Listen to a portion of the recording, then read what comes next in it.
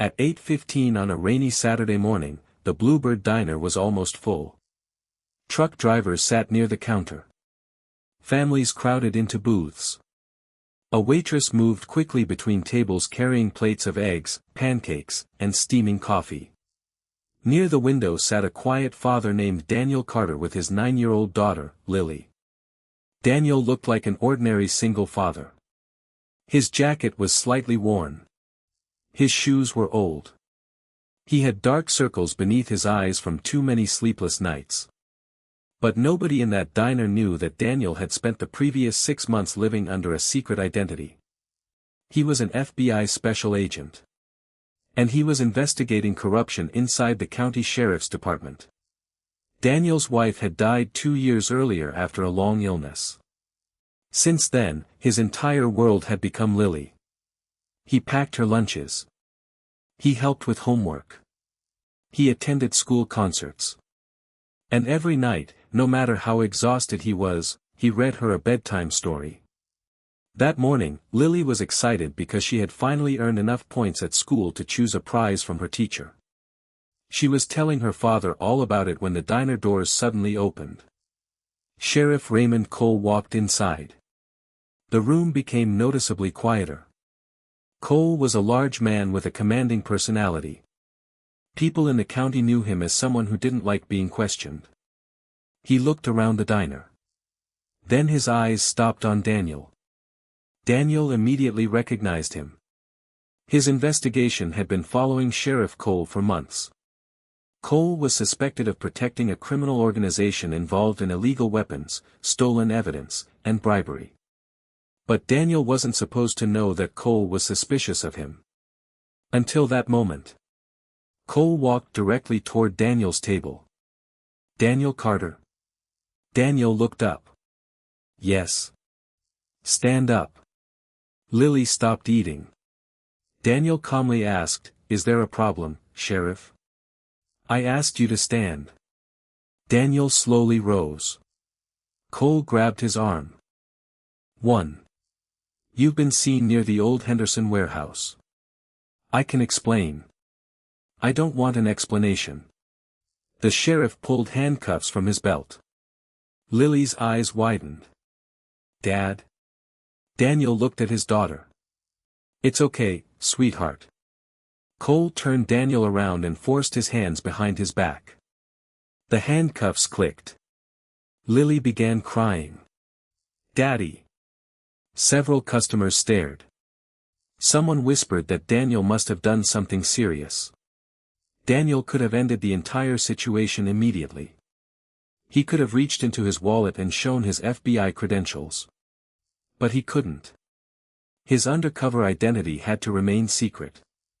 If Cole was involved in the corruption network, revealing Daniel's identity could destroy months of work. So Daniel remained silent. Cole leaned toward him. "You should have stayed away from that warehouse." Daniel understood. This wasn't an arrest. It was a warning. Cole wanted him frightened. He wanted him humiliated. And he wanted everyone in the diner to believe Daniel was a criminal. But Cole had made one mistake. He had underestimated Daniel. Before entering the diner, Daniel had activated a secure recording device as part of the investigation. Every word was being transmitted to an FBI surveillance team several miles away. Cole didn't know that. He continued. "You people always think you're smarter than the law." Daniel looked at him quietly. "I think you should be careful what you say next." Cole laughed. "You don't give me orders." Then his phone rang. He looked at the screen. His expression changed. For the first time, Daniel saw fear. Cole stepped away and answered. Daniel couldn't hear the conversation. But he didn't need to. His FBI team had just received enough evidence to move. The diner doors opened. One FBI agent walked in. Then another. Then another. Within seconds, agents filled the entrance. People stopped eating. The waitress froze. Sheriff Cole stared at them. 20 federal agents entered the diner. One of them walked directly toward Daniel. "Agent Carter." Lily's crying stopped. She looked at her father. "Agent?" Daniel smiled gently. He reached for his credentials. "I'm FBI, sweetheart." The room became completely silent. The sheriff's face turned pale. The FBI supervisor looked at Cole. "Raymond Cole, you're under federal investigation for conspiracy, obstruction of justice, bribery, and corruption." Cole took a step backward. "This is a mistake." "No," the agent replied. "It's been 6 months of evidence." Agents immediately placed handcuffs on the sheriff. The same sheriff who had humiliated Daniel moments earlier was now standing in the middle of the diner with his own wrists restrained. Lily watched quietly. Then she ran toward her father. Daniel knelt down and hugged her. "I'm sorry you had to see that." She buried her face against his shoulder. "I thought they were taking you away." Daniel held her tightly. They weren't. The FBI investigation continued for several months. Investigators uncovered evidence that Sheriff Cole and several senior officials had accepted money from criminals in exchange for protection. Evidence from seized computers revealed that suspects had been released improperly, weapons had disappeared from evidence storage, and witnesses had been intimidated. The sheriff had even used his department to monitor people who were getting too close to the truth. Daniel had been one of them. But there was another discovery that deeply affected him. Investigators found messages showing that one of Cole's deputies had secretly warned several innocent citizens about corrupt activity. That deputy was the same man who had watched Daniel being arrested in the diner. During the trial, the deputy testified against Cole. He admitted that he had known something was wrong but had been afraid to speak. Daniel never judged him. After the trial, the deputy approached him. "I'm sorry I didn't stop it." Daniel shook his head. "You finally did." The sheriff and several accomplices were convicted. The county began rebuilding its law enforcement department. New leadership was appointed. An independent oversight system was created. And people who had once been afraid to speak finally began coming forward.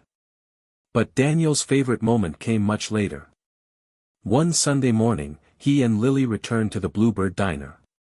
The same waitress recognized them immediately. She smiled. "Breakfast is on the house." Lily laughed. Daniel sat by the same window. This time, there were no handcuffs. No accusations. No fear.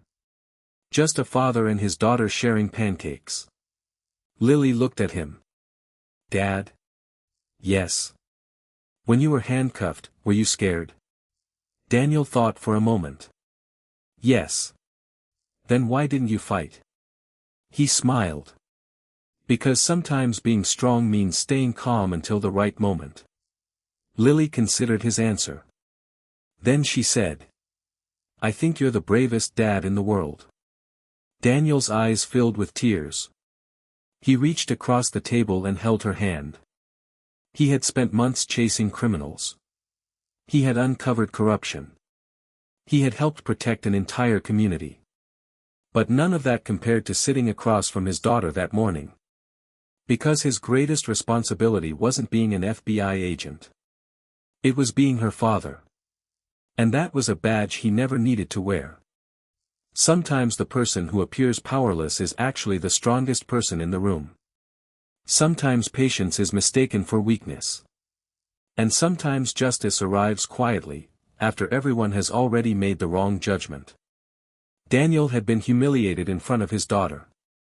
But he never responded with anger. He responded with truth. And in the end, the truth walked through the diner doors with 20 FBI agents.